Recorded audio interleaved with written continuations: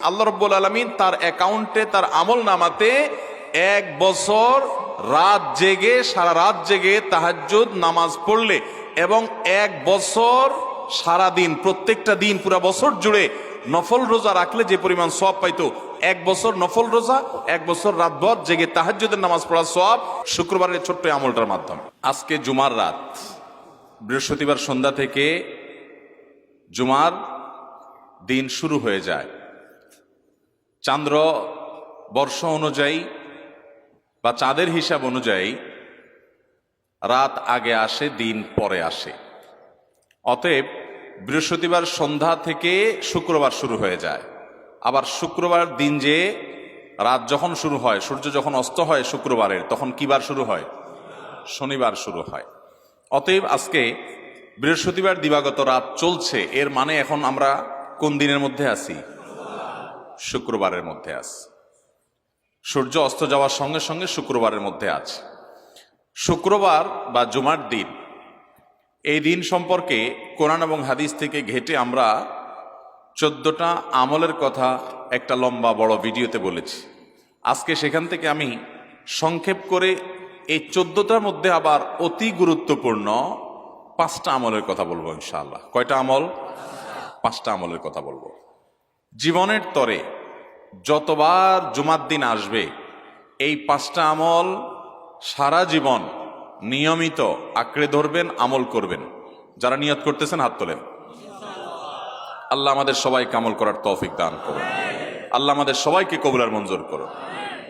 Number 1, সবচেয়ে বেশি যেটা করতে হবে পরিমাণে, জুমার দিন, জুমার রাত, বৃহস্পতিবার সন্ধ্যা থেকে নিয়ে শুক্রবার সন্ধ্যার আগ পর্যন্ত পরিমাণে সবচাইতে বেশি করতে হবে যে আমলটা, সেটা হলো দুরূদ শরীফের আমল। কিসের আমল? ভাইরা, দুরূদ এমন একটা আমল, আপনি যদি শুধু দুরূদের এই আমলটাকে আঁকড়ে ধরেন, সবসময় আপনার মুখ দিয়ে দুরূদ বের হতে থাকে, পড়তে থাকেন,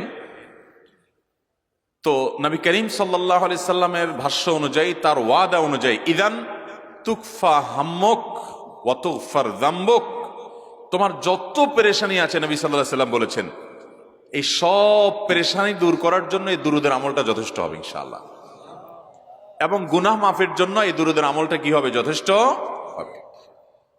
নবী করিম সাল্লাল্লাহু আলাইহি সাল্লাম বলেছেন, মান সাল্লা আলাইয়া মাররাতান সাল্লাল্লাহু আলাইহি আশরা, যে ব্যক্তি আমার প্রতি একবার দুরূদ পাঠ করবে, আল্লাহ রাব্বুল আলামিন তার প্রতি 10 বার রহমত নাজিল করবেন।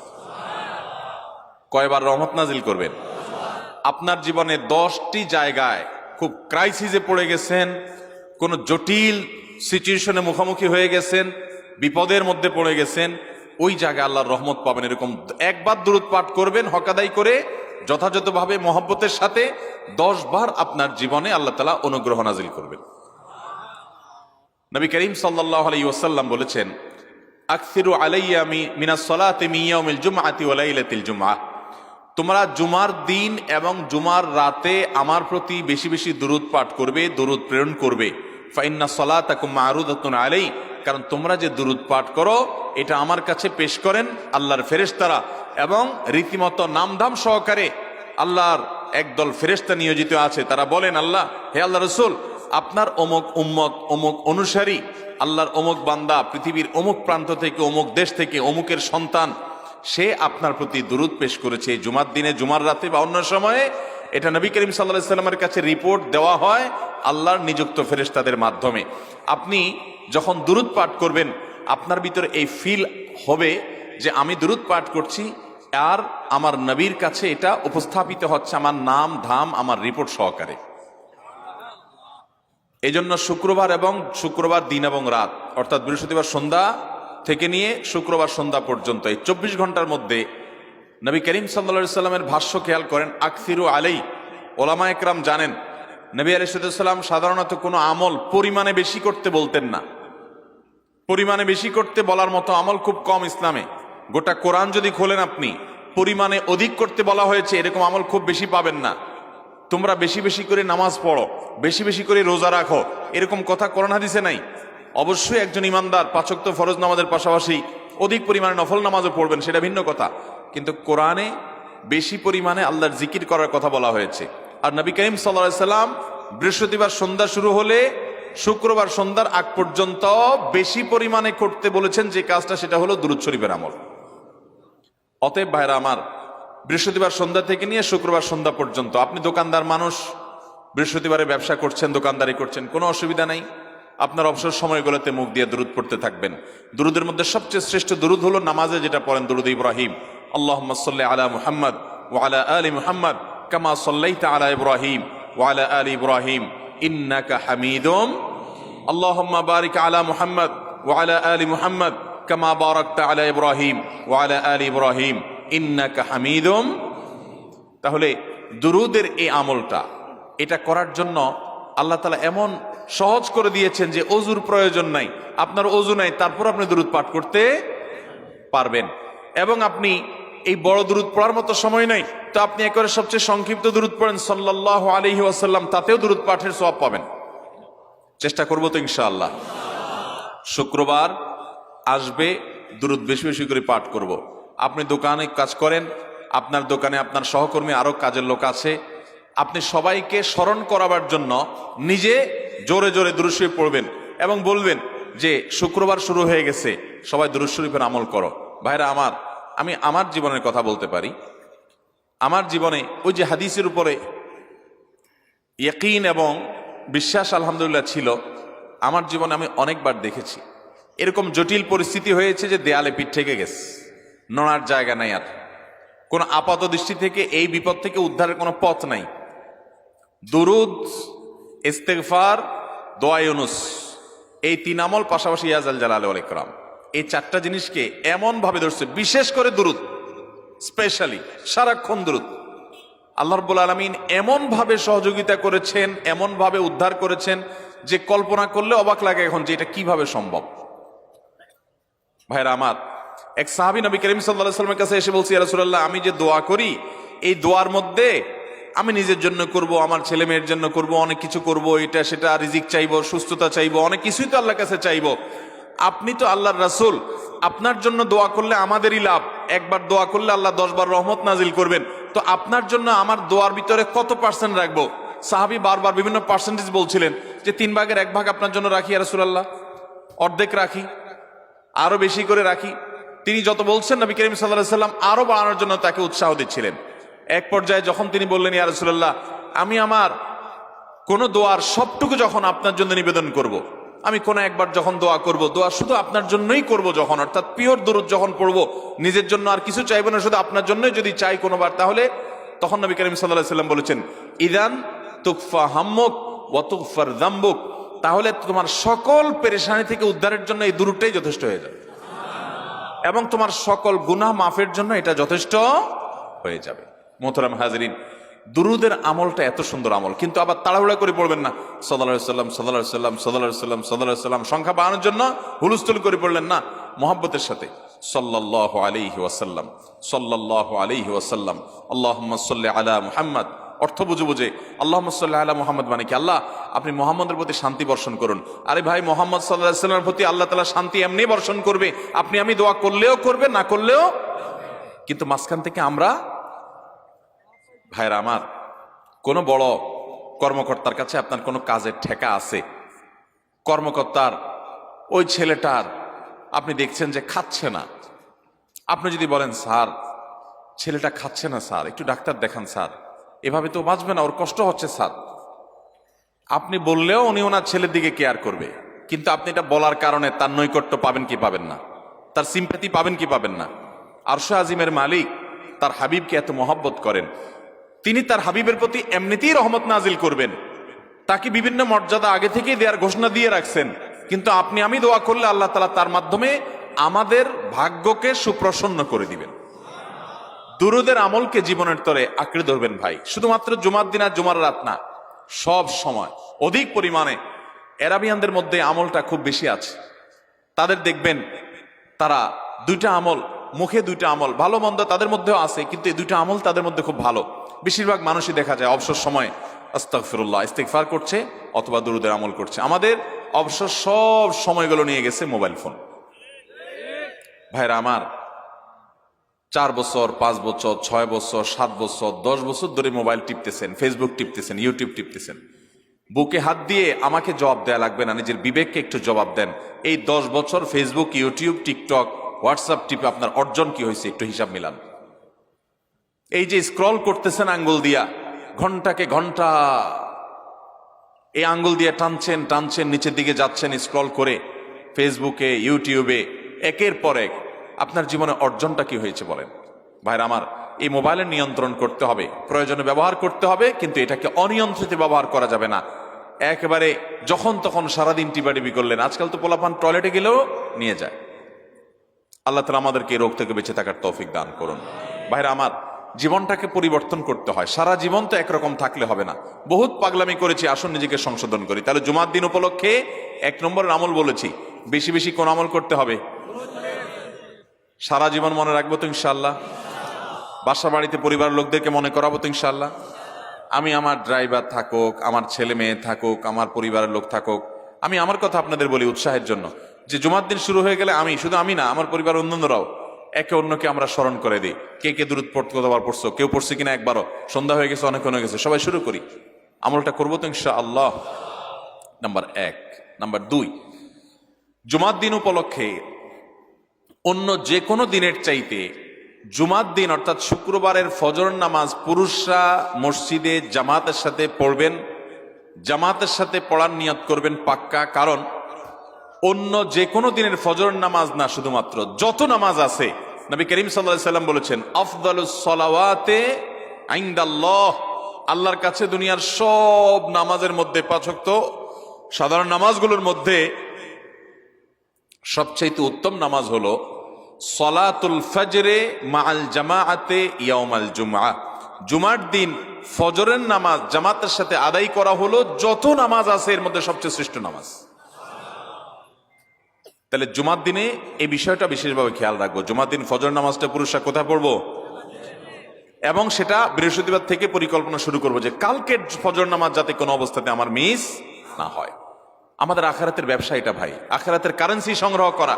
যত খুঁটে খুঁটে ভালো ভালো আমলগুলো করবেন, আপনার আমল নামাতে আমল সওয়াব জমা হতে থাকবে। চেষ্টা করবো তো ইনশাআল্লাহ? আমাদেরকে শয়তান অন্যদিন ফজরের নামাজ পড়ার সুযোগ হলেও শয়তান এমন ভাবে আমাদেরকে ধোঁকা দেয়, শুক্রবারে ফজরটা পড়াটা সবচেয়ে বেশি কঠিন হয়ে যায়। কেন জানেন? কারণ ইবলিস তো জানে হাদিস আপনি জানেন না, হয়তো অনেকে হয়তো আজকে শুনছেন, আপনি আমি কোনো হাদিস না জানতে পারি, ইবলিস ঠিকই জানে যে ফজর নামাজ এই দিন যদিও জামাতের সাথে ফজর পড়ে ফেলে, তাহলে তোর আখিরাতের ব্যবসা অনেক দূর আগে যাবে। ওর সাথে তো আমাদের বাবা আদমের সাথে সে চ্যালেঞ্জ, আদম আলাইহিস সালামকে সেজদা করতে বলা হয়েছে, সে তো করে নাই, তার সৌজন্য বা তার জন্য সেজদা নিবেদন করে নাই। আল্লাহ তাআলা সেজন্য তাকে জান্নাত থেকে বের করে দিয়েছে। তার কারণে এই ইবলিস তখনই আল্লাহর সাথে, আল্লাহর সামনে চ্যালেঞ্জ ছুড়ে দিয়েছে আদম আলাইহিস সালামের সাথে, যে লা উবিয়ান্নাহুম আজমাইন, আমি আদমের সব সন্তানগুলাকে পথহারা করে ছাড়বো, ওদেরকে জান্নাতের পথে চলতে দিব না। এই জন্য আল্লাহ তাআলার কাছে সে কিছু পাওয়ার চাইয়া নিছে। এর ভিতরে একটা হলো কিয়ামত পর্যন্ত হায়াত পাবে, আরেকটা হলো আমাদের রগের সাথে সে মিশতে পারে, রক্ত প্রবাহের সাথে মিশতে পারে, শরীরের মধ্যে প্রভাব সৃষ্টি করতে পারে, আমাদেরকে দুর্বল করতে পারে, মন্দ দিকে টানতে পারে, ভালো কাজ যেন না হয় মনে মনে কুমন্ত্রণা সৃষ্টি করতে পারে। এই পাওয়ার সে নিয়ে এসেছে। এই জন্য তার সাথে আমাদের চ্যালেঞ্জ। সে হাদিস জানে যে জুমার দিন ফজর পড়লে আমাদের অনেক লাভ হয়ে যাবে।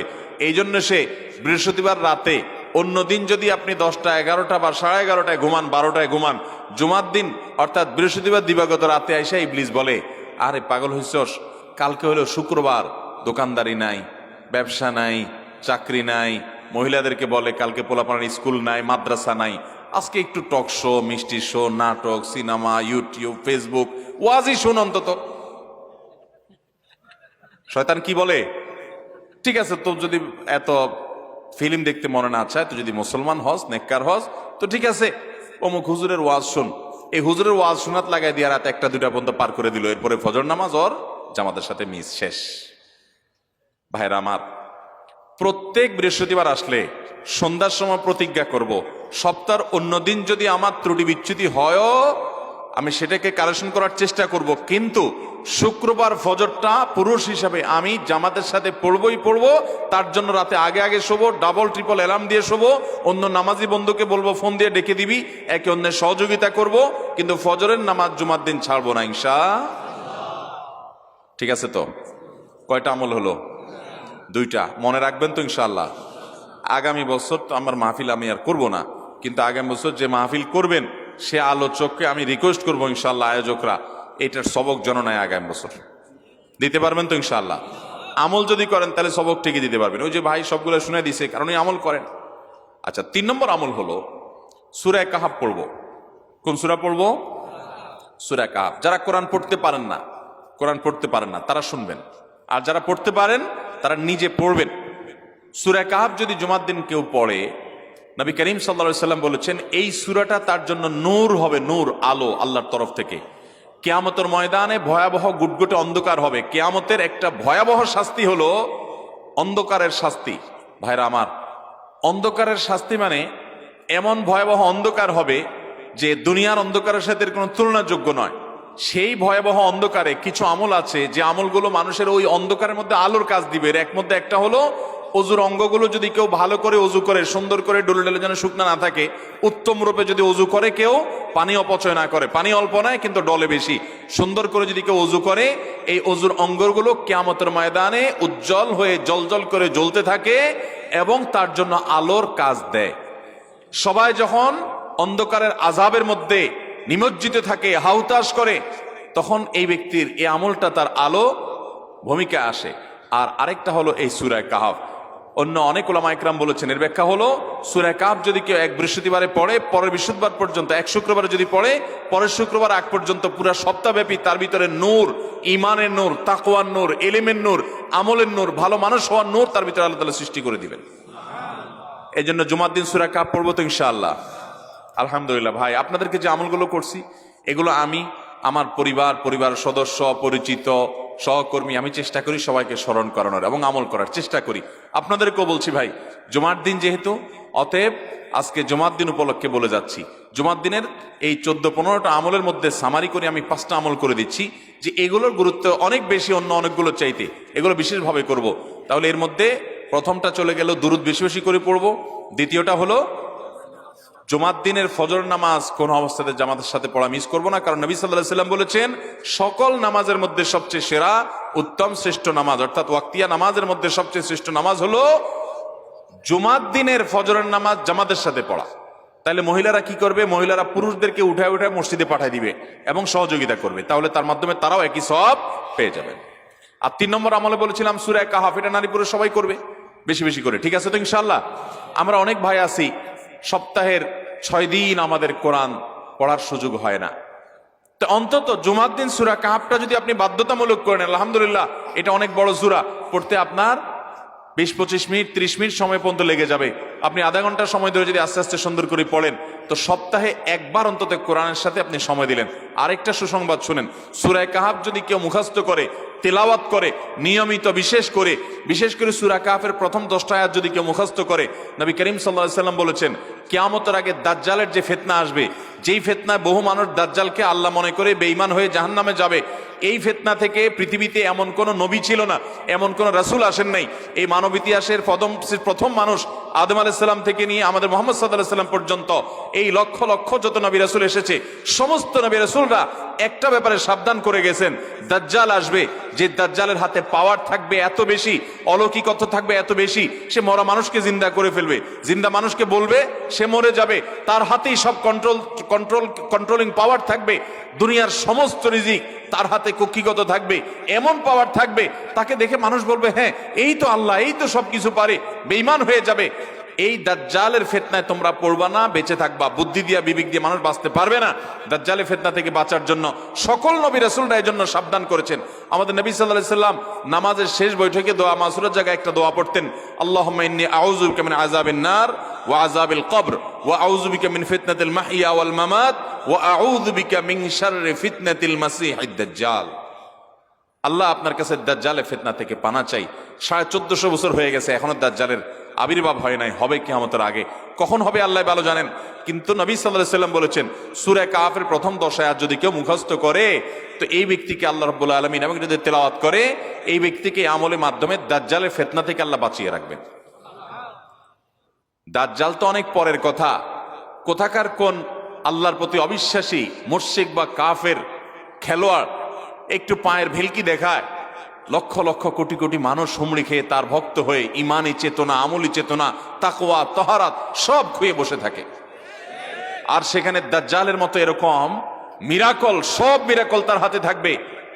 এরকম পরিস্থিতি যখন আসবে তখন মানুষ কি করবে? এখন এই যে তথ্য প্রযুক্তির উন্নতির এই সময়ে কত মুসলমানের সন্তান বেঈমান হয়ে যাচ্ছে, বিজ্ঞানরেই তারা আল্লাহ বানায় বসে থাকতেছে, আছে না নাই? ধারণামূলক বিষয়কে তারা চূড়ান্ত বিষয় বানিয়ে বসে আছে, বেঈমান হয়ে যাচ্ছে।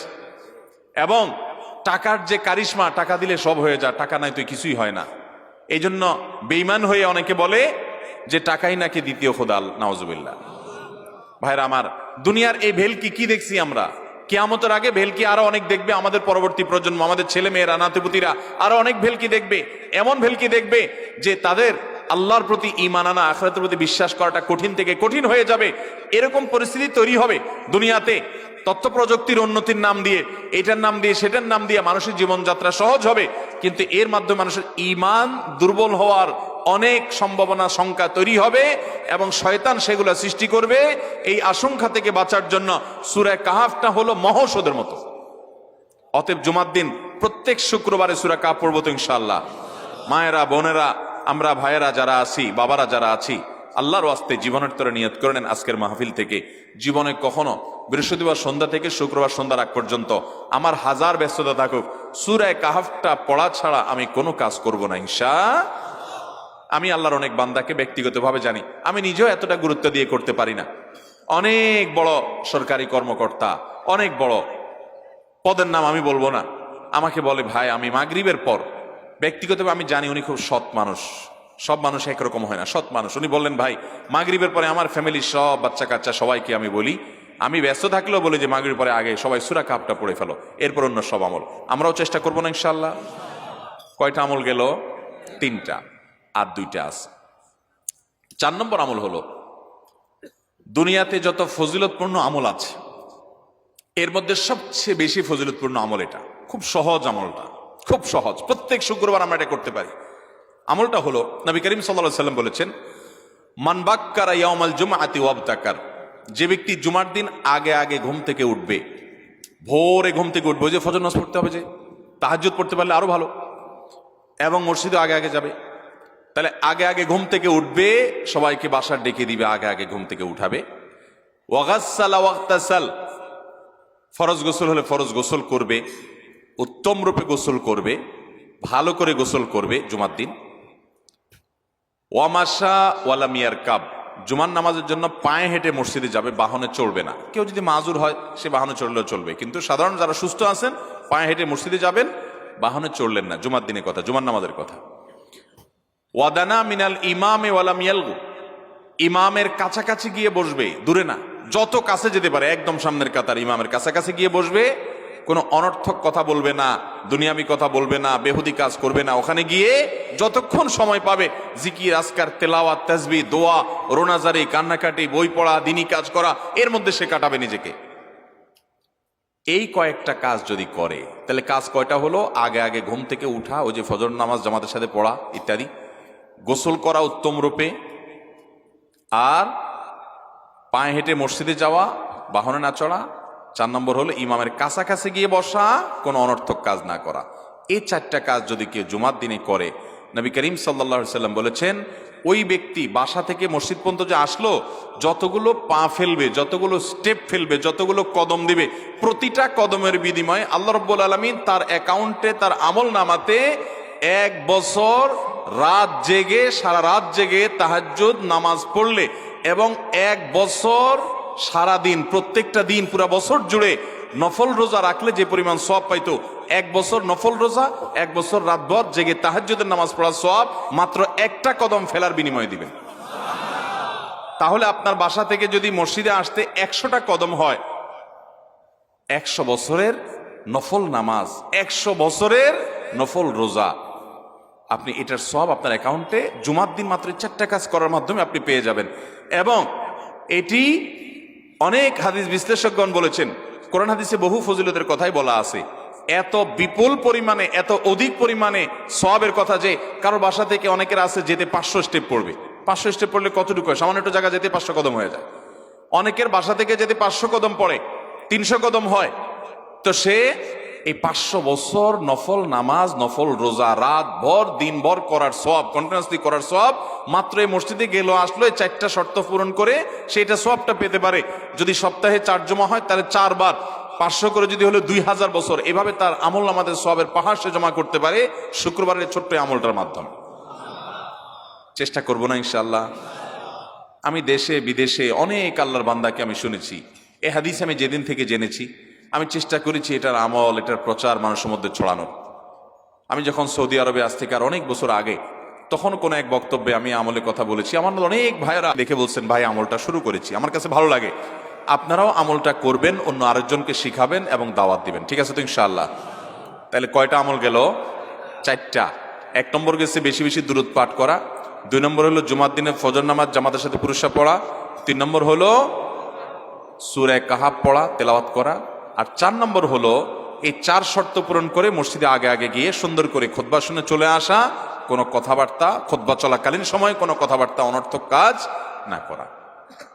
5 নম্বর এবং সর্বশেষ আমল হলো জুমার দিনে একটা সময় আছে দোয়া কবুল হয়। দোয়া কবুলের যে সময়গুলো আছে এর ভিতরে অত্যন্ত ইম্পর্টেন্ট একটা সময় হলো জুমার দিন। শুক্রবারের একটা সময় সম্পর্কে নবী সাল্লাল্লাহু আলাইহি ওয়াসাল্লাম বলেছেন যে একটা সময় আছে শুক্রবারের, এই সময়ে বান্দা কোনো দোয়া করলে আল্লাহ তাআলা ফিরিয়ে দেন না, কবুল করেন। কিন্তু সময়টা যে ঠিক কখন এটা হাদিসে নবী সাল্লাল্লাহু আলাইহি ওয়াসাল্লাম বলেন নাই, যাতে করে হয়তো আমরা সারা দিনেরই কম বেশি দোয়ার চেষ্টা করি।